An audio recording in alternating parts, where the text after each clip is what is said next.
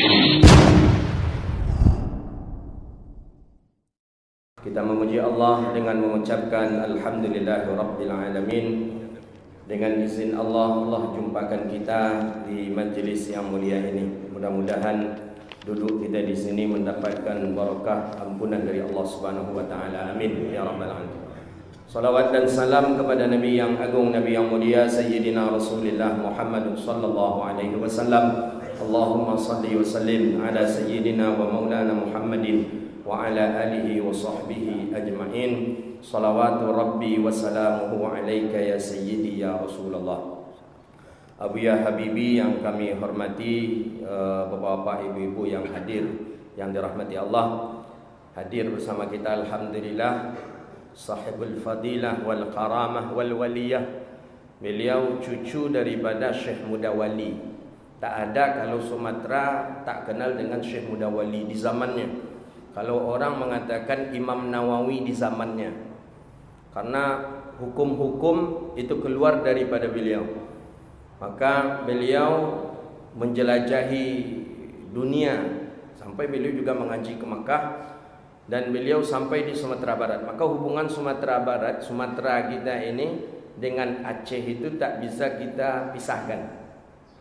Banyaklah beliau berkunjung kepada ulama-ulama di Sumatera Barat, sampai mengaji pun dengan beberapa ulama di Sumatera Barat, sampai bahkan beliau berdebat. Beliau memang, maka dikatakan singa aswaja asli, itulah beliau itu, Syekh Mudawali rahimahullahu ta'ala. Jadi beliau berdebat masalah-masalah fiqih. Debatnya itu ya sesama. Dulu orang berdebat untuk mencari yang hak, bukan berdebat untuk nak mempermalukan lawan, dah. Jadi beliau berdebat. Saking alimnya, muda tapi alim, Masya Allah, tabarakallah, Syekh Mudawali. Dan akhirnya berdebatlah dengan Syekh Muhammad Jamil Jaho, Syekh Buya Jamil Jaho, Buya Jaho.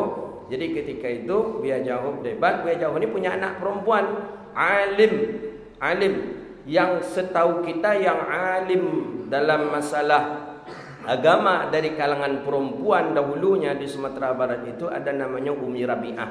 Itu makam beliau di Pondok Pesantren Madrasah Tarbiyah Islamiyah Jaho, Padang Panjang.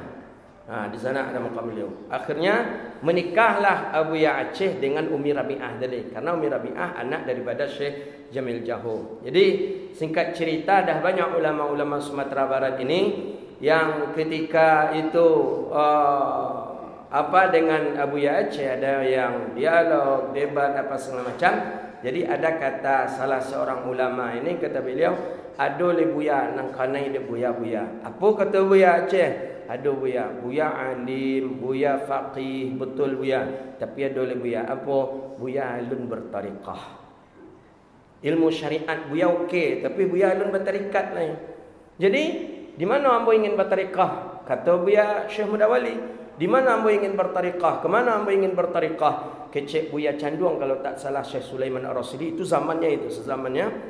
Pailah ke Batu Basuret di Kampar Batu Basuret. Ya sekitar tahun 1800 sekian atau 1900 sekian lah. Pailah ke Kampar Batu Basuret. Ada di situ seorang ulama waliullah namanya Syekh Abdul Ghani Al-Khalidi Al-Kamfari. Syekh Abdul Ghani ini 11 tahun di Makkah. Pergilah Abu Ya Aceh ke sana. Jadi konon kabarnya saya dapat info itu dari masyayikh, termasuk dari ayah beliau, Profesor Dr. Muhibbuddin Wali. Itu baru saja Abu Ya Syekh Mudawali sampai di Batu Basurat Kampar kita. Batu Basurat lama genangan PLTA hari ini. Itu baru saja berjumpa dengan Syekh Abdul Ghani, langsung Abu Ya Aceh menangis. Langsung kasyaf, langsung terbuka. Sir itu terbuka langsung, menangis sejadi-jadinya Abu Ya Syekh Mudawali. Akhirnya ya karena beliau ulama juga seorang wali Allah, berjumpa wali Allah sama-sama menangis. Akhirnya Abu Aceh minta dibai'ah ketika itu Tariqah Naqsyabandi. Kemudian singkat cerita dibai'ah. Suluk kalau tak salah tak beberapa hari suluk, ada mengatakan cuma 2 hari, ada mengatakan 3 hari. Cuma memakan nasi putih saja, itu pula suluk di zaman itu. Kemudian langsung, mungkin satu-satunya dalam sejarah mungkin itulah, langsung diangkat menjadi mursyid. Bukan khalifah. Dia mestinya mestinya jenjangnya itu murid, khalifah, baru mursyid. Ini enggak langsung mursyid. Mursyid itu satu dengan guru, itu di bawah guru sedikit namanya mursyid. Mursyid itu boleh memberikan ijazah, boleh memberikan bai'ah kepada orang lain.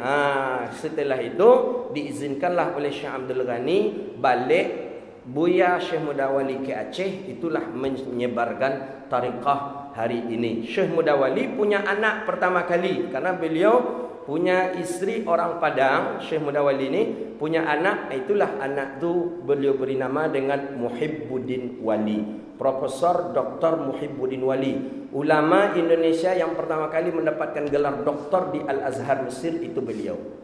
Ana pernah khidmat dengan beliau, Masya Allah. Beliau lebih senior daripada Gus Dur ketika di Mesir. Jadi beliaulah yang bercerita kalau bagaimana dulu waktu di Mesir, Masya Allah, Tabarakallah, beliau Profesor Dr. Muhibbuddin Wali. Anda dengar daripada ulama-ulama Aceh, kalau itulah ayah beliau, Profesor Dr. Muhibbuddin Wali tadi. Kalau ayah beliau sudah berkalam, berfatwa, berbicara, itu ulama Aceh dengar semuanya. Tak ada lagi perdebatan sana-sana sini. Terakhir minta pendapat Buya Doktor. Buya Doktor maksudnya Profesor Dr. Muhibbuddin Wali. Itu banyak anda dengar dari ulama-ulama di Aceh seperti itu. Kalau Buya Doktor sudah berbicara, walaupun ulama sepuh di Aceh itu diam. Begitulah kealiman daripada guru yang mulia rahimahullahu ta'ala, Buya Profesor Dr. Muhibbuddin Wali. Ana sempat mengaji dengan beliau, sempat tabarruan, ambil barakat dengan beliau cukup lama. Kadang beliau sering datang ke Riau, ziarah ke Batu Bersurat. Profesor Dr. Muhibbuddin Wali, ana setiap berjumpa dengan masyaikh waktu di Makkah, waktu di Mesir, ana sampaikan, ana ni murid Profesor Dr. Muhibbuddin Wali. Wah, luar biasa sambutan masyaikh di Timur Tengah. Nama beliau sangat dikenal oleh orang-orang di Timur Tengah, oleh orang-orang ulama-ulama di dunia. Beliau Profesor Dr. Muhibbuddin Wali, alimun kabir, alim sekali. Ana pernah mengambil barakat mengaji kitab Kanzur Raghibin Mahalli dengan beliau, dan pernah membuka beberapa masail dengan beliau rahimahullahu taala. Jadi ana nampak betul ketika hujan itu beliau tak basah. Ana ingat betul itu. Ketika itu waktu kesenama nenek waktu itu diundang ana sebagai khidmah, sebagai pengkhadim beliau. Itu ketika itu hujan. Jadi waktu itu hujan, payung tak ada, panitia menyediakan payung. Jadi jalan ke mobil macam mana? Yuk bismillah, Zul, ya Allah.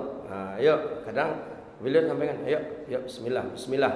Ana ikut di belakang beliau. Tak kena hujan. Itu ana menyaksikan itu. Entah macam mana payung dek Buya tu, nak tahu kita dengar. Nak tahu kita macam mana payungnya. Sampai ke mobil. Alhamdulillah. Dan beliau punya anak. Inilah, anak dari dulu lama ingin menjumpa manalah anak beliau. Beliau pernah dulu menyampaikan, anak saya ada beberapa orang, banyak alhamdulillah.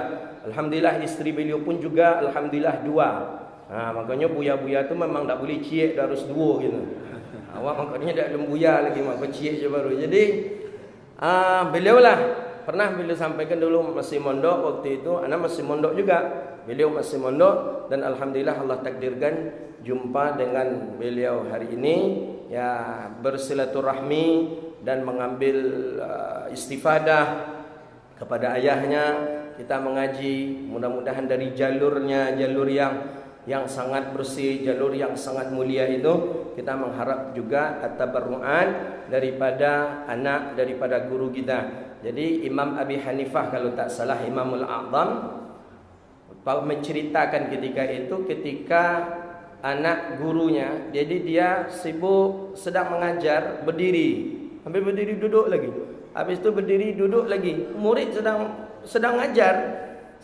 Jadi kata murid, Syekh, kenapa kok berdiri duduk itu tak tetap duduk saja? Jadi kata Syekh, itu anak guruku sedang bermain kelereng. Anak guru beliau sedang main. Kadangnya mendekat, aku berdiri. Kadang dia jauh, aku pun duduk. Begitu memuliakan daripada anak guru. Jadi alhamdulillah Allah takdirkan liqa' al-mahbub ini di tempat yang mulia ini bersama Buya Habibi. Mudah-mudahan beliaulah yang melanjutkan daripada perjuangan ayah beliau rahimahullahu ta'ala. Ana sempat waktu tamat kelas 7 agak blank waktu itu. Karena kami di pesantren itu ada 2 cara metode yang yang boleh dikatakan berbeza. Guru-guru senior itu agak antipati kepada kuliah. Tak mau dia. Sehingga kami kalau tamat kelas 7 itu kalau bisa jangan kuliah. Oh, itu dulu tu. Itu guru-guru senior tu. Karena kalau kuliah ni setidaknya kalian dah kena virus kata dia. Itu memang kadang betul juga kadang disampaikan buya-buya gitu tu. Yang balik-balik sarjana-sarjana LCMA doktor kau balik pulang kau gilo menselesaikan ustaz aja kau rojoi.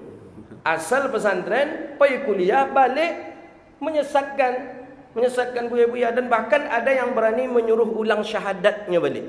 Diulang syahadat gurunya balik, katanya ustaz tu ulanglah syahadatnya balik tu, katanya ustaz tu banyak syiriknya tu, katanya. Hah? Dulunya di situ dibesarkan 7 tahun. Jadi ada dua, yang satu ada juga yang kalangan muda suruh kuliahlah. Pergi kuliah. Begitu. Jadi kalau di Kalimantan kemarin tu justru kalau ustaz-ustaz buya-buya yang pakai gelar doktor, LCMA, SAG, MA tu tak dipakai oleh orang. Jadi kalau di kita terbalik kata saya. Di kita kalau tak bergelar tu tak dipakai. Karena orang nengok gelarnya, tamat mananya tu? Oh, tamat pesantren. Pesantren lalu di kami LCMA, itu masalahnya. Jadi yang membuat saya semangat itu ketika itu akhir anak tamat kelas 7 tahun 2000, 2006, 2007 sampaikanlah kepada Abu Ya, Profesor Dr. Muhibbuddin Wali rahimahullah. Abu, anak ni dah tamat ni tahun ini insyaAllah. Kemana yang bagus bu? Ngaji balik ke Jawa atau ke Aceh, mengaji maksudnya tetap melanjutkan, atau anak kuliah ke Mesir bu? Anak masih ingat jawaban beliau di depan pintu rumah Buya Alaiddin. Abu Ya langsung jawab, kalau mampu, kalau bisa, lebih elok pergi kuliah ke Al-Azhar. Anak masih ingat betul. Kenapa bu? Di Al-Azhar itu kitab yang lebih besar lagi dibaca. Mungkin awak di sini mungkin mahali dibaca.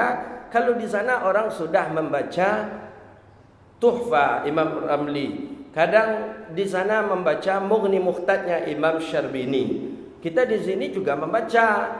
Cuma beda. Kedua di sana yang mengajar profesor doktor bahasa Arab.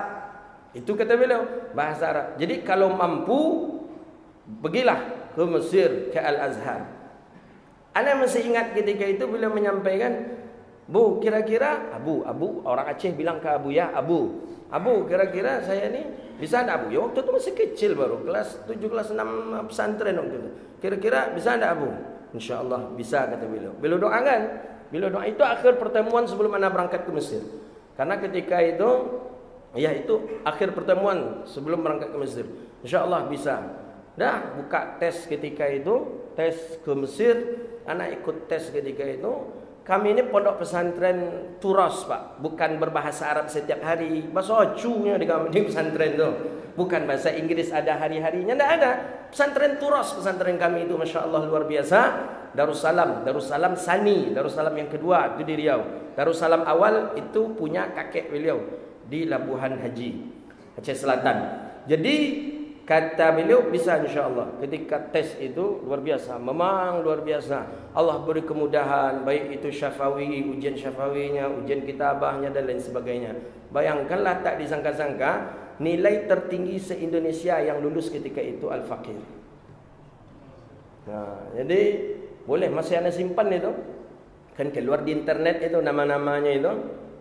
Masih anda simpan itu. Anda copy, anda print, anda simpan. Nilai tertinggi 98 berapa itu. Se-Indonesia yang tes ketika itu yang ke Mesir, Al-Faqir lah yang paling tinggi. Jadi walaupun buruk-buruk model koko diperhitungkan juga Bapak.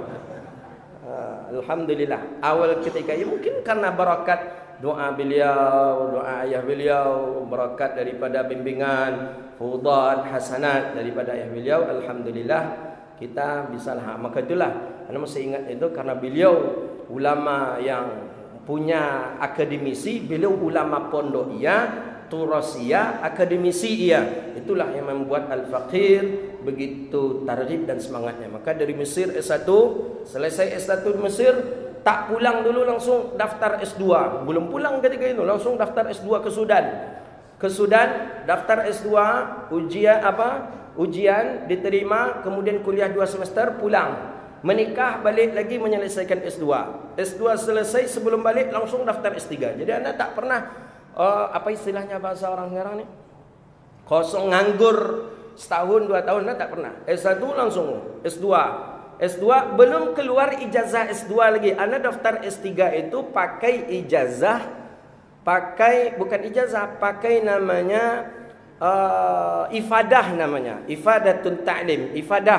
Ifadah itu bukti bahawa kita sudah selesai munakasyah di S2. Untung Universitas Gazira mau menerima ketika itu. Tapi diberi waktu 2 minggu harus ijazah nyusul. Udah daftar, bismillah, Masya Allah, selesai, alhamdulillah. Itulah maka kata orang, apa kata orang? Orang tibo awak sampai, orang sampai awak tibo. Gitu pula lah gitu. Alhamdulillah, target memang di usia 30 lah doktor. Alhamdulillah Allah kabulkan. Tak ada lagi. Tinggal kita bagaimana menjadikan mengamalkan ilmu, mengamalkan sunnah baginda Nabi sallallahu alaihi wasallam. Maka berterima kasih betul hadir beliau di hadapan kita. Ini anak daripada guru kita dan juga guru kita. Anak baru hari ini berjumpa dengan beliau, tapi ketika anda mendengar daripada beberapa sahabat-sahabat termasuk guru-guru kami yang di Aceh, katanya ada sekarang itu yang melanjutkan Abuya Muhibbuddin Wali, itu anak beliau namanya Habibi. Anak baru hari ini berjumpa dengan beliau. Mudah-mudahan Abuya sehat selalu dan mudah-mudahan selalu istiqamah dan dapat lindungan dari Allah Subhanahu wa taala.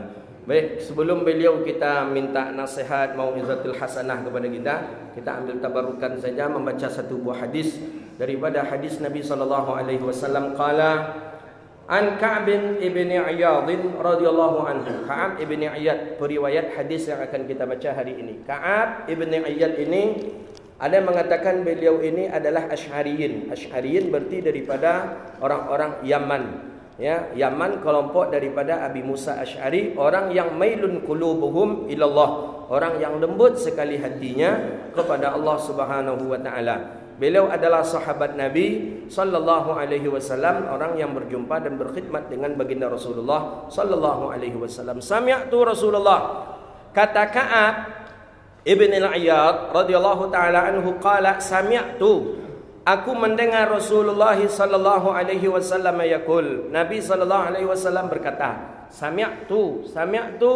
kalimat sami'tu mendengar aku. Ini sami'tu dengan telinga berarti telah mendengar oleh aku akan Rasulullah sallallahu alaihi wasallam yaqul, Nabi berkata. Apa kata Nabi? Inna likulli ummatin fitnah. Sesungguhnya setiap umat itu fitnah. Setiap umat fitnah. Jadi setiap umat maksudnya umat nabi-nabi yang lain pun ada fitnahnya. Kena fitnah. Wa fitnatu ummati mal, kata Rasulullah, dan fitnah umatku adalah harta. Fitnah umatku harta. Jadi kita ni fitnah umatku harta, kata Rasulullah. Umat Nabi Muhammad tu fitnahnya harta. Ujiannya itu, cobaannya itu harta. Maka dalam Al-Quran kan sudah disebutkan innama amwalukum wa auladukum fitnah. Hanya saja sesungguhnya harta, innama amwalukum wa auladukum, hartamu, anakmu fitnah. Apa maksud fitnah? Fitnah ini kalau kita tengok dalam bahasa hadis banyak belasan makna fitnah. Ada fitnah itu bala, ada fitnah itu celaka, ada makna fitnah itu ujian, imtihan, tapi imtihannya itu untuk menaikkan derajat takwa. Maka di sini lebih cocok fitnah untuk menaikkan derajat takwa. Bukan berarti harta itu celaka harus kita buang, tidak. Kita Allah beri harta berarti kita siap diuji oleh Allah. Kita Allah beri anak berarti kita siap diuji oleh Allah. Begitu dia. Untuk apa ujian itu? Untuk menandakan seorang manusia itu sukses di hadapan Allah atau tidak. Allah beri harta, kemana kita pergikan harta? Sukses kita, berarti kita termasuk orang yang takwa. Tapi kalau tak sukses, berarti kita termasuk orang yang hina. Maka disebut fitnah. Harta fitnah. Maka ditengok orang-orang, mudah-mudahan Allah selamatkan kita daripada fitnah harta ini. Sebelum banyak harta, rajin datang ke masjid. Subuh Sabtu ngaji Riyadhus Shalihin, ada hujung nampak apa tu, ada hujung nampak apa tu. Itu ketika biasa-biasa saja. Tapi mulai harga sawit naik, mulai piti apak tu banyak, nak nampak apak tu ke mananya? Apak tu ke Eropah. Tiup sebentar ke Eropah je lah 5 bulan nak nampak mengaji ia. Rupanya bukan ke Eropah saja, memang hati itulah malih. Kenapa? Diuji dengan harta. Ketika harta sedikit, rajin ke masjid. Ketika non-job, tak ada jabatan, rajin ke masjid. Lah jadi pejabat, tak ada nampak ke masjid lagi. Ni ujian ni, imtihan ni. Ni bahaya. Maka oleh karena itu fitnah. Itu yang dimaksud dengan fitnah di situ. Ketika dia naik martabat kepada martabat yang tertinggi, ketika seseorang itu sudah diuji, lulus dalam ujian umatku, kata Rasulullah, fitnatul ummati mal, fitnah umatku adalah harta. Maka oleh karena itu berdoa selalu kepada Allah agar Allah selamatkan kita daripada fitnah harta ini. Walaupun banyak harta, banyak uang, banyak daripada kekayaan kita, datanglah kita ke rumah Allah, datanglah kita mendekatkan diri kepada Allah Subhanahu wa taala. Karena harta ni memang gawat sekali fitnah itu. Ya, kalaulah harta itulah pasti wanita, kalaulah wanita tu tak ada lagi. Naudzubillah. Maka oleh karena itu ada orang yang kadang bersyukur dia tak punya harta. Bersyukur dia hidup dalam keadaan biasa-biasa saja. Boleh kita menanyakan kepada kawan-kawan kita, bapak-bapak yang dulu terhormat yang ada di penjara hari ini.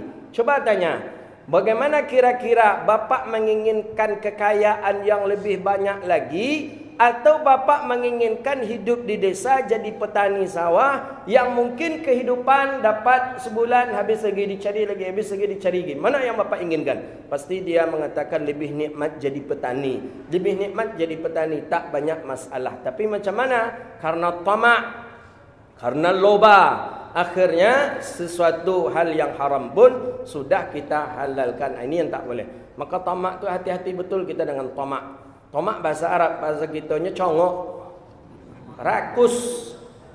Ni itu tamak. Tengok huruf tamak tu dalam bahasa Arab kan bolong seluruhnya dengan belubang itu. To belubang juga, mim belubang juga, ain belubang juga. Tamak. Dia apa dia belubang? Orang tamak tak pernah cukui. Tak pernah cukup. Orang tamak tak pernah. Orang loba, orang rakus tak pernah cukup dia. Tak ada nak cukui dia orang. Dapat 10 juta, alun jual, bercari jual. Lah 10 juta, alun jual. Lah 50 juta, alun jual. Lah 100 juta, alun. Lah nak mampu, lah nak mati. Masih itu je yang tentang dia. Tamak. Naudzubillah. Bahaya. Tamak kalau kata Imam Al-Ghazali, kemudian kata Imam Ibn Athaillah, termasuk daripada perkara penyakit batin. Penyakit batin itu di dalam, susah untuk menghilangkan tamak itu. Maka oleh karena itu tak usahlah kita tamak, betul? Hidup kita dengan qanaah saja. Dapat alhamdulillah, cukup alhamdulillah. Tak mesti harus kita tamak. Orang tamak biasanya dia takut akan kematian dan takut akan kekurangan. Tu orang tamak.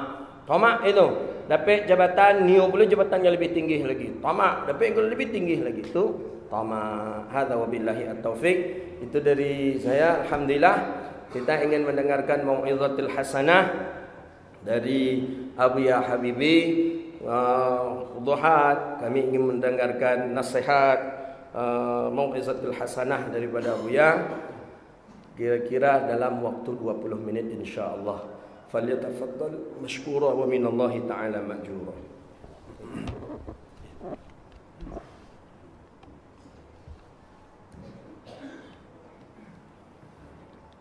Bismillahirrahmanirrahim. Assalamualaikum warahmatullahi wabarakatuh. Waalaikumsalam warahmatullahi wabarakatuh. Alhamdulillah al-bar al-jawad alladhi na'amahu 'anil ahsa'i bil i'dad al-manni bil lutfi al-hadi ila sabil ar-rasyad al-muwaffiq li-tafaqquhi fi ad-din min ikhtarihim al-'abad. Ashhadu an la ilaha illallah wa anna Muhammadan 'abduhu wa rasuluhu la nabiyya ba'da.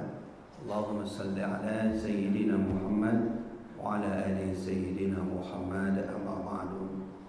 Alhamdulillah, di pagi subuh yang mulia ini, mari sama-sama selalu kita untuk terus bertakwa kepada Allah atas segala nikmat yang telah diberikan olehnya untuk kita. Salawat dan salam kita kirimkan kepada kekasih tercinta baginda Nabi Muhammad SAW, kepada seluruh sahabat beliau, keluarga beliau, dan seluruh para tabi'in, atba'ut tabi'in, dan para alim ulama mutaqaddimin dan ulama mutaakhirin, khususan untuk guru kita bersama yaitu Buya Zulhindri. Mudah-mudahan beliau dipanjangkan umur oleh Allah Subhanahu wa taala, disehatkan tubuh beliau, dan diberikan oleh Allah rahmat serta syafaat baginda Rasulullah sallallahu alaihi wasallam. Juga kepada seluruh ibu-ibu, ayah-ayah juga, insyaallah kita bersama di subuh ini, dan kita minta kepada Allah esok kita juga bersama dalam surga Jannatul Na'im. Jamaah dirahmati ya Allah. Alhamdulillah, Allah menghendaki kita bertemu di majelis yang mulia ini, dan saya bertemu dengan Buya Zulhindri walau saya tak pernah mengambil ilmu. Hari ini saya sudah dapat ilmu, satu buah ilmu, yaitu tentang uang, duit. Jadi alhamdulillah, walau demikian kami dulu di pesantren tetap diajarkan oleh guru-guru, sepatah, dua patah, ketiga patah kata nasihat yang diberikan, maka itu sudah termasuk guru. Maka hari ini saya niatkan saya sebagai murid Buya, dan saya berguru kepada beliau. InsyaAllah saya mohon izin ambil ilmunya sedikit Buya. Bedanya beliau dengan saya tak ada dokter, beliau dokter. Saya bukan LC, beliau LC. Saya bukan MA, beliau MA. Mudah-mudahan beliau terus disaatkan Allah menjadi ulama besar di Riau, dan mudah-mudahan beliau terus dalam berjuang untuk agama Allah Subhanahu wa taala. Jamaah dirahmatillah Allah, lihatlah baik-baik hari ini kita hidup bersama dalam majelis ini, dalam pertemuan yang Allah temukan. Itu adalah sebab karena kita cinta kepada alim ulama. Tak mungkinlah ayah-ayah, ibu-ibu duduk di sini kalau bukan karena cinta. Lihatlah baik-baik bagaimana keakraban kami berdua, walau tak pernah bertemu, tapi sekali bertemu akrab. Maka demikianlah dulu Rasulullah dan para sahabat Nabi, dan juga para sahabat Nabi yang lainnya terhadap sahabat Nabi yang lainnya. Ini semua dihiasi dengan adab dan akhlakul karimah. Jamaah dirahmatillah Allah. Pernah dulu di suatu hari Zaid bin Thabit menaiki unta. Riwayat ini diceritakan dalam kitab Ihya Ulumuddin Imam Al-Ghazali. Saat menaiki unta, ada salah seorang murid beliau, Ibnu Abbas, lari datang ke gurunya. Lalu beliau ambillah pendana unta dan meminta izin, guru yang saya bawa, kemana guru pergi saya bawa talinya. Jadi kata Zaid bin Thabit, jangan, biar saya jalan sendiri. Jangan guru. Diambillah tangan Zaid bin Thabit, diciumlah oleh Ibnu Abbas. Maka ditariklah oleh Zaid bin Thabit, kenapa kau mencium tanganku? Maka dijawab oleh Ibnu Abbas, hakadha ma amarana an naf'ala bi ikrami al-ulama. Inilah kami diajarkan oleh Rasulullah dulu untuk menghormati ulama. Maka turunlah Zaid bin Thabit dari untanya, dia ambillah tangan muridnya, dicium kembali, ditolak tangan, ditarik tangan oleh Ibnu Abbas. Lalu Ibnu Abbas bertanya, kenapa guru mencium tanganku? Maka beliau menjawab, hakadha ma amarana an naf'ala bi ikrami ahli bait Rasulullah sallallahu alaihi wasallam. Inilah kami diajarkan dulu oleh Rasulullah untuk menghormati para keturunan saudara-saudara baginda Nabi Muhammad sallallahu alaihi wasallam. Jadi hidup dengan akhlak itu enak, walau sedikit ilmu. Kalau kita hidup dengan orang tak berakhlak, ilmu banyak. Ya seperti kami di Aceh itu ya, orang-orang Wahabi ya. Wahabi itu kan banyak ilmu, adab tak ada ya. Akhlak tak Ilmu ada. tak ada. Ilmu. Jadi artinya hidup dengan akhlak, hidup dengan adab itu enak sekali. Dan begitulah Rasulullah bersabda, innama bu'itsu liukarrima makarimal akhlak. Aku diutus ke muka bumi ini adalah menyempurnakan akhlak. Kenapa Nabi tak sebut menyempurnakan ilmu? Karena orang-orang kafir Quraisy sudah banyak ilmu, ahli syair, ahli dalam bidang puisi, ahli ekonomi dan seterusnya, tapi tak ada akhlak. Alhamdulillah ya, saya bahagia sekali bertemu dengan Buya, dengan jamaah-jamaah Buya di sini. Saya mohon maaf saya duduk di atas, sedangkan ayah duduk di bawah.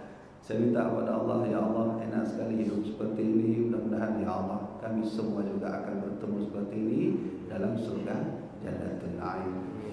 Jamaah dirahmati Allah, mungkin di sini saya tak beri mawadah hasanah karena saya bukan ulama, ya, bukan abu, bukan tengku, bukan orang yang berilmu. Tapi mungkin di sini saya ingin memberi pengalaman sedikit. Saya tak banyak dapat ilmu dari ayah saya, tapi ada banyak pengalaman yang saya lihat langsung dengan ilmu yang beliau praktekkan. Dulu itu saya pernah, padahal ada satu hal yang saya anggap remeh, tapi bagi beliau itu tidak remeh. Saya sering baca buku, saya lipat ujung buku itu sebagai tanda. Apa saja buku, entah kitab, entah apa-apa, saya setelah baca, karena saya ingin lanjutkan baca, saya lipat di ujungnya. Kata almarhum Abu ya saya, kalau kamu melipat begitu cara baca, itu tanda kamu tak punya adab terhadap ilmu. Saya rasa itu, ya apa artinya, itu kan sepele, cuma lipat-lipat saja. Tapi beliau sangat menjaga adab ilmu. Maka sampai hari ini saya tak pernah melipat-lipat lagi buku. Jadi saya beli tanda khusus, saya taruh.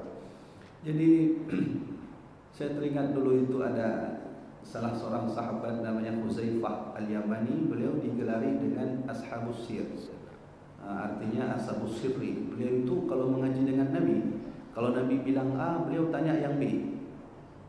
Nah, itu Huzaifah. Jadi dan beliau selalu tanya rahasia Nabi. Kalau Nabi sebut yang A itu rahasianya apa? Nabi sebut yang B itu rahasianya apa? Nah, saya begitulah saya mengaji sama almarhum Abu Yahya. Semua kitab sudah mengaji tapi tak tamat-tamat ya. Lagi mengaji datang tamu, lagi mengaji datang tamu. Jadi banyak sekali saya diajarkan oleh Abu Yahya tentang akhlakul karimah, cara makan yang bagus, cara makan yang baik. Lalu beliau menegur saya, kalau pergi ke bandara pakai celana itu jangan dikeluarkan bajunya, dimasukkan, dirapikan, steady. Steady itu kan harus apa namanya itu, rapi ya. Jadi pernah sekali saya tanya, pulang dari kuliah itu, saya kuliah di Usuluddin bidang tafsir Quran. Pulang di situ rambut saya panjang. Ini masih panjang lah rambutnya, belum potong lagi. Saya pulang ditanya oleh almarhum Abu Ya, kenapa nggak mau potong rambut? Saya bilang ya, Abu Ya kan Nabi kan panjang rambut juga. Saya bilang gitu. Kata Abu Ya, ya Nabi panjang rambut, tapi rapi. Kamu panjang tak rapi gitu. Maka saya pergi, saya potong rambut. Jadi mohon maaf, ini panjang sekali rambut, nggak sempat potong, bukan nggak potong. Jadi banyak saya dapat ilmu seperti itu. Dan saya rasa mungkin begitulah dulu sahabat-sahabat mengaji sama Nabi. Beliau mengaji dengan Rasulullah itu mulai dari ujung rambut sampai ujung kaki dihitung. Maka dalam kitab Al-Bajuri ada salah seorang ulama, Al-Imam Al-Bajuri jilid 1, itu ada riwayat sahabat itu bahkan menghitung jenggot Nabi berapa helai. Coba bayangkan itu. Kalau kita misalnya ayah-ayah mengaji sama Buya Henry, nggak bisa hitung jenggot, nggak bisa. Belum sahabat itu dihitung jenggotnya, dihitung jenggot Rasulullah. Dan istri beliau Aisyah itu juga, saat beliau pulang tidurlah di atas kasur bersama Aisyah, dihitung jenggot. Begitulah sahabat dulu, sangat teliti dan sangat ya, beliau semua mengambil ilmu akhlak kepada Rasulullah. Nah, ayah-ayah, ibu-ibu yang saya hormati, tak ada ilmu yang paling mulia kecuali kita mengambil ilmu akhlak terlebih dahulu. Nah, jadi tadi ada disebutkan oleh buya kita bahwa almarhum Abu Yamdawali itu menikah dengan Umi Siti Rabi'ah. Ada anak namanya Abu Yamawardi. Dan sebelumnya beliau menikah dengan Umi Padang Hajjah Rasimah. Lahirlah Abu Muhyiddin dan lahirlah saya. Jadi artinya hubungan sesungguhnya antara Aceh dengan kita Sumatera ini sudah sejak dulu sudah ada sebenarnya. Jadi saya ingin bilang kita itu sejak dulu sudah sangat-sangat dekat persaudaraan kita. Jadi tidak artinya baru kali ini baru kita bersaudara, tidak. Dari dulu sudah kita bersaudara.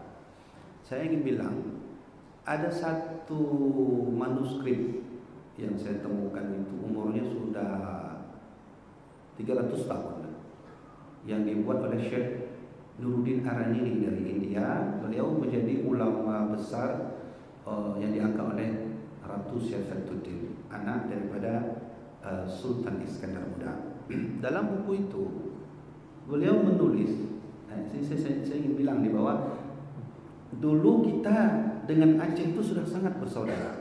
Manuskrip ini sudah sangat tua, yang aslinya tak di sini, saya dapat dari Malaka, Malaysia, dikirim oleh jamaah kita, bahwa Sultan Ali Muawiyah Shah itu raja pertama kerajaan Aceh Darussalam. Beliau punya anak, 2 orang anak. Ini saya baca dalam manuskrip. Yang pertama Sultan Salahuddin, yang kedua Sultan Alaiddin Riyad Shah Al-Qahar. Sultan Alaiddin Riyad Shah Al-Qahar itu punya 5 orang anak. Salah satu anak beliau bernama Abdullah. Ya, Abdullah inilah yang nanti punya anak Sultan Mansur Shah, menikah dengan salah seorang perempuan. Waktu itu lahirlah nanti seorang anak Abdul Jalil Shah dari Iskandar Muda. Iskandar Muda adalah anak dari Mansur Shah. Nah, anak dari Iskandar Muda ini beliau menikah, ada 4 orang istri. Istri yang terakhir Iskandar Muda, lahirlah seorang ulama dan juga sultan, namanya Sultan Abdul Aziz Shah, yaitu raja pertama Asahan. Itu Asahan itu di sini ya, Asahan Sumatera Utara. Jadi pertemuan kemarin kami dengan Ustaz Somad, saya tanya langsung dengan Ustaz Somad. Saya bilang, Ustaz, ini saya ada baca manuskrip, ada salah seorang anak daripada Sultan Aceh, yaitu Sultan Alaiddin Riyad Shah Al-Qahar. Beliau punya anak 5, Abdullah satu lagi saya lupa namanya itu. Tapi dia ketika datang ke Haru, dia diangkat menjadi raja. Saya tanya Ustaz Somad, Haru itu di mana Ustaz? Beliau bilang di perbatasan Duri.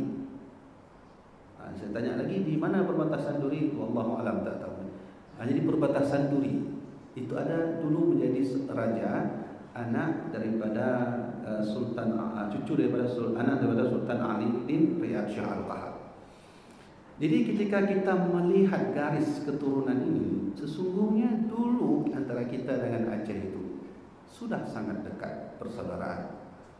Maka inilah yang Nabi inginkan dari umat beliau. Terus kita bersatu dalam agama Allah, terus kita bersatu dalam sunnahnya dan membela para alim ulama. Apalagi hari ini ulama sudah banyak sekali diangkat oleh Allah.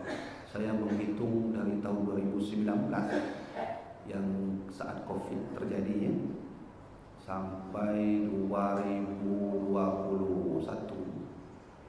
ada hampir di ulama Aceh saja, di Aceh itu sudah 50 orang wafat. Dan seluruh Indonesia ada, saya baca, saya tulis dan saya simpan data itu, ada sekitar 200 lebih ulama sudah berpulang ke rahmatullah. Mungkin kalau kita tak faham tentang sinyal Allah ini, maka itu perlu ditanya dalam diri sendiri, iman kita itu masih lengkap tidak? Kenapa? Karena Nabi bersabda, la taqumu sa'ah hatta yuqbadul ilmu. Tak akan terjadi kiamat sampai ilmu diangkat oleh Allah Subhanahu wa ta'ala. Sahabat tak faham, tanya sama Nabi, maksud Nabi bagaimana? Apa diangkat oleh Allah? Bagaimana cara Allah mengangkat ilmu? Nabi menjawab dalam Sahih Bukhari, biqabdil ulama akan mulai pergi menghadap Allah Subhanahu wa ta'ala. Di Indonesia sudah hampir 200 orang para habaib, para syekh, guru-guru kita, buya-buya kita berangkat menuju kepada Allah. Ini sinyal terbesar bagi kita semua bahwa memang kiamat tak akan lama lagi. Nah, oleh karenanya ada orang bertanya, Tengku itu sebenarnya tanda kiamat tak lama lagi itu apa? Saya bilang ya tak lama lagi akan datang Imam Al-Mahdi. Kami ada mengaji kitab Kashful Ghaibiyah. Dalam kitab Kashful Ghaibiyah itu bab Alamatul Mahdi itu, bab tanda datang Imam Mahdi. Saya tertarik dalam kitab itu ada tertulis bahwa sebelum Imam Mahdi turun itu akan terjadi 3 tahun kemarau berturut-turut. 3 tahun kemarau berturut-turut dalam kitab tersebut. Dan ketika orang bertanya apakah Imam Mahdi sudah lahir, saya jawab sudah. Tinggal tunggu saja. Dan siapakah dia? Bahkan Imam Mahdi tak tahu dia sebenarnya Imam Mahdi. Dia tidak tahu dia. Jadi begini, saya sedang duduk dulu dengan teman. Saya tak sengaja saya bukalah postingan berita. Maka terlihatlah satu berita dari Badan Antariksa Amerika Serikat. Jadi di situ ditulis bahwa kemarau itu cincin matahari itu kan bahaya, itu bisa merusak radiasi. Makanya kalau ada matahari ada cincinnya di sekelilingnya itu lebih bagus jangan taruh handphone di kantong. Itu radiasi sedang kuat. Maka Nabi sunnah menyuruh kita qailulah ya. Qailulah itu tidur jam setengah jam atau 1 jam sebelum zuhur. Kami di Dayah itu kalau udah jam 11 itu tidur semua santri, tidur sunnah. Qailulah namanya. Karena disitulah posisi tanduk syaitan. Maksudnya adalah penyakit itu mudah turun. Maka ditulislah oleh Badan Amerika Serikat NASA kemarau itu terjadi tahun 2026. Yang hal seperti ini tak wajib kita imani. Yang wajib kita imani adalah akan turun Imam Mahdi. Saya ingin katakan, maksud saya sampaikan ini adalah ayo kita kembali lagi lah ke majelis ilmu. Ayo kita kembali lagi ngaji sama buya kita, ngaji sama para alim ulama. Tak ada tempat yang lain kecuali kita hidup di dunia ini baik dan akhirat baik, kecuali duduk dengan para alim ulama. Innal ulama'a masabih fil ard. Para alim ulama itu kata Rasulullah lampu-lampu di dunia. Tentu hidup perlu lampu. Kalau hidup tak ada lampu, ya tertabraklah kita. Ya kami gitu. Lampu dunia adalah al-ulama. Nabi berpesan untuk kita, innal anbiya'a lam yurithu dinaran wala dirhaman. Kami ini para nabi tak mewarisi uang, kami tak ada uang. Nabi Sulaiman walaupun kaya, tak ada dalam riwayat kekayaan beliau itu diwariskan kepada anak dan cucunya, ya. Mungkin nanti Buya tahu, ini ilmu saya belum pernah dapat, nanti mungkin Buya tahu ya. Adakah anak atau cucu beliau yang mewarisi harta Nabi Sulaiman walaupun kaya? Tak ada. Setahu saya. Kata Nabi, innal anbiya'a lam yurithu dinaran wala dirhaman. Para nabi itu tak ada duit untuk mewarisi, semuanya untuk kalian wahai umat. Innama yurithu ilma, yang diwariskan oleh Nabi itu ilmu.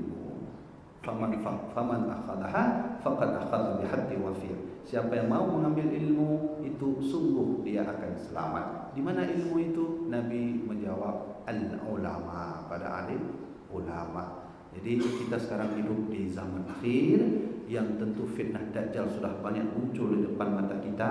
Kata Nabi Muhammad dalam Sahih Bukhari, juga dikatakan dalam Sahih Muslim, tanda kiamat itu salah satunya tadharal fitan. Kalian akan nampak dan di depan mata itu fitnah secara nyata. Kalau kita ini ya bahasanya handphone. Dari handphone itulah fitnah itu muncul secara nyata. Kita mau lihat perkahlian keluarga. Tahu 2 tahun yang lalu ada di HP. Tinggal buka aja Google. Sekarang Lesti sama Kejora itu kan bisa juga kita lihat. Semua ada dalam HP. Maka ini kata Nabi, tadharal fitan, akan muncul fitnah secara terang-terangan di depan mata kalian sendiri. Kemudian wa yashrabul khamar, kalian akan nampak nanti orang mau minum khamar secara jelas. Wa itsbatul juhal, kalian akan melihat orang-orang bodoh nanti yang menjadi ulama. Itu dia. Maka saya teringat kata Rasulullah, sekarang itu kan sedang fenomena hafid. Ya. Dia pada Aceh itu banyak sekali buka hafid-hafid Quran. Apa enggak baik? Baik. Orang hafal Quran baik, tak masalah. Cuman saya teringat hadis Nabi riwayat Imam Ibnu Majah, hadis sahih. Beliau bersabda, "La yaqra'unna al-Qur'an nasun min ummati yamruquna min al-Islam kama yamruqu as-sahmu min ar-ramiyah." Kata Nabi, nanti akan muncul para pembaca Quran di akhir zaman itu. Orang yang hafal Quran. Nasun min ummati, mereka itu umatku. Yamruquna min al-Islam, mereka itu tauhidnya sudah keluar dari Islam. Sama seperti anak panah yang keluar dari busurnya. Ini ada masalahnya. Ternyata tidak semua orang hafal Quran dalam surga. Karena Sunan Khurboni yang menghancurkan Aceh hafal Quran. Hafal Quran. Sunan Khurboni. Beliau pura-pura masuk Islam, menyamar diri menjadi Abdul Ghaffar. Ngaji di Makkah. Hafal Quran, ngaji di Makkah, ngaji di Madinah, hafal Sahih Muslim, Sahih Bukhari, tapi menghancurkan Aceh dari dalam. Nah ini harus diwaspadai. Apanya diwaspadai? Al-Quran? Enggak. Al-Quran itu petunjuk. Orang yang hafal Quran itu yang harus dilihat. Nah, jadi saya ingin katakan kesimpulan dari apa yang saya sampaikan ini adalah ibu-ibu, ayah-ayah, adik-adik, apa-apa yang saya hormati, tak ada hidup yang mulia, tak ada hidup yang sukses, tak ada hidup yang baik serta mati kita nanti kecuali kita duduk mengaji dalam majelis bersama para alim ulama. Ingat kata Nabi, tanda ulama itu berangkat menuju kepada Allah, itu adalah merupakan tanda di mana kiamat tak akan lama lagi. Maka ayo kita jaga guru kita Buya Zulhendri, mudah-mudahan beliau selalu dalam agama Allah, kita selalu mengaji dengan beliau, mengambil ilmu dengan beliau, mudah-mudahan kita insya Allah diselamatkan Allah Subhanahu Wa Taala. Nah, jamaah sekalian Allah, terakhir saya ingin sampaikan manfaat orang menuntut ilmu itu banyak sekali. Jadi ada satu kitab Ikhtisar Ihya Ulumuddin, di situ jelaskan orang menuntut ilmu itu dikasih 5 pahala. Pahala pergi, pahala dengar guru mengajar, pahala membawa kitab. Nah, kalau tadi Buya bawa kitab, kita tak ada kitab, tak apalah. Nak dapat itu pun tak apa, nanti sudah dapat 2, pergi mendengar. Pahala bertanya. Kemudian pahala pulang. Maka Imam Nawawi Al-Bintani berkata, siapa yang pergi ngaji dan pulang lalu mati tengah jalan, fahuwa fi sabilillah, dia syahid di jalan Allah Subhanahu Wa Taala. Maka jangan pernah ragu, ayah-ayah punya adik-adik, punya anak, suruh pergi ngaji. Ya. Nah, mungkin sampai situ saja yang dapat saya sampaikan kepada jemaah dirahmati Allah Subhanahu Wa Taala. Mohon maaf mungkin ada kabar atau berkat saya yang salah. Mudah-mudahan esok kita bertemu lagi dalam silaturahmi seperti ini, dalam majelis yang mulia seperti ini, dan bersama dengan guru kita bersama Buya Zulhendri.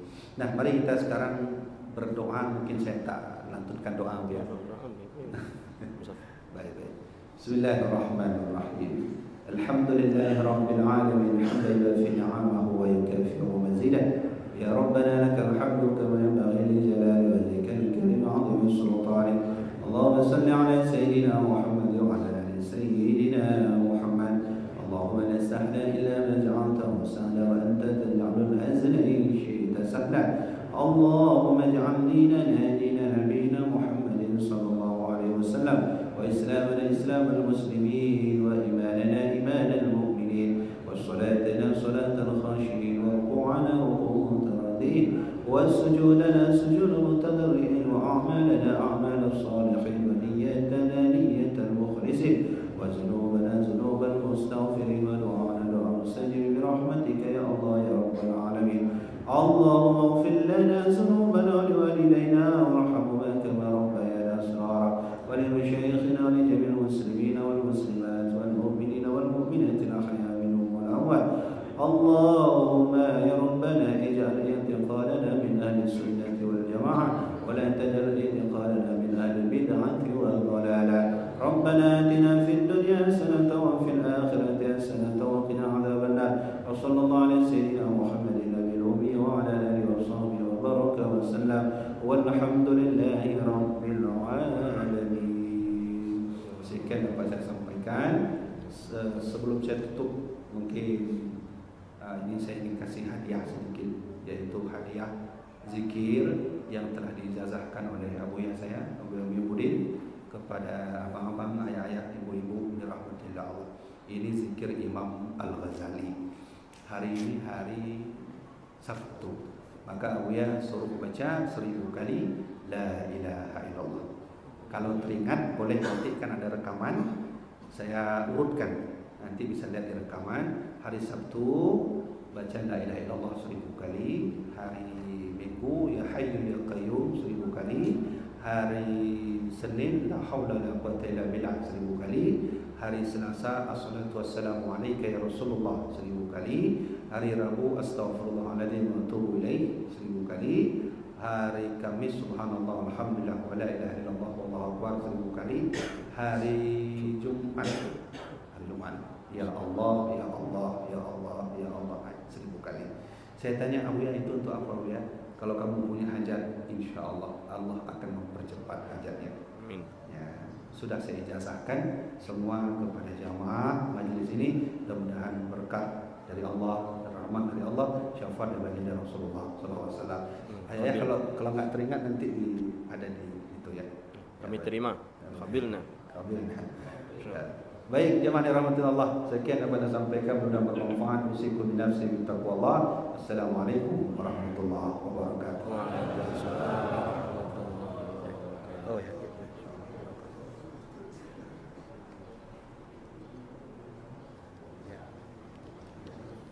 Baik, jazakallah khair. Terima kasih kepada Abuya. Mudah-mudahan selalu dalam keberkahan dan limpahan rahmat daripada Allah. Mudah-mudahan Allah sehatkan dan Allah istiqamah, insyaallah. Baik, itulah majelis kita pada hari ini. Mudah-mudahan bermanfaat. Salat